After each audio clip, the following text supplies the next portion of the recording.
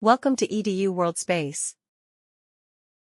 Let's go ahead and find the values of x for which the series converges. That's one part.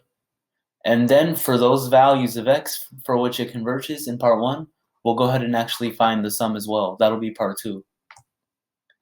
For part 1, this is actually a geometric series here, and it's a little easier to see that if you just first write the fraction and then write the exponent outside. Oops, that's not a 3 out there. That should be an n. And the reason you're allowed to do this is just coming from your laws of exponents, an over bn. So here I'm just using a equals sine and then b equals 3. So if I write it this way, it's easier to see that it's geometric and that r equals sine x over 3. And I know that a geometric series will converge if the absolute value of r is less than 1.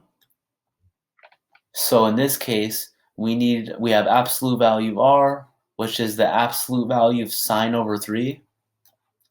Let's simplify that before we set it less than 1. Now let's set this less than 1 and try to solve this for x. So let's multiply that 3 to the other side. And this inequality here is always true, because we know that always true since we know that sine is always between -1 and 1. So if you're always between -1 and 1, then in absolute value, you're less than or equal to 1. And therefore, you have to be less than 3. So this inequality is true for all x. So here, if we want, we can say -infinity less than x less than infinity. That's the answer to the first part of the question, all real numbers.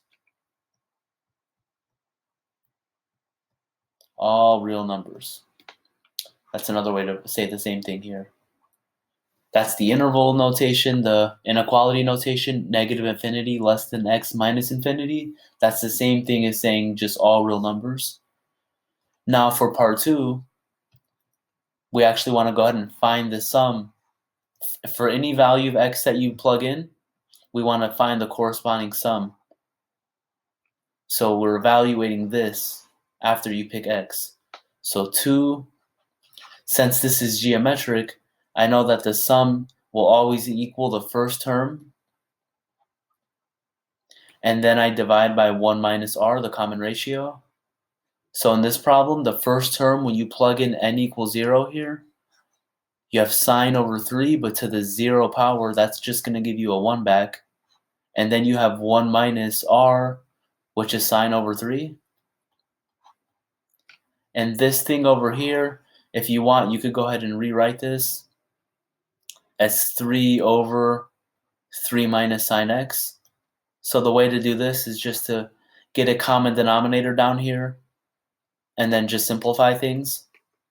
In either case, the series converges for all real numbers x, and for any real x that you use, this down here in the bottom left is the value of the sum. And that's our final answer.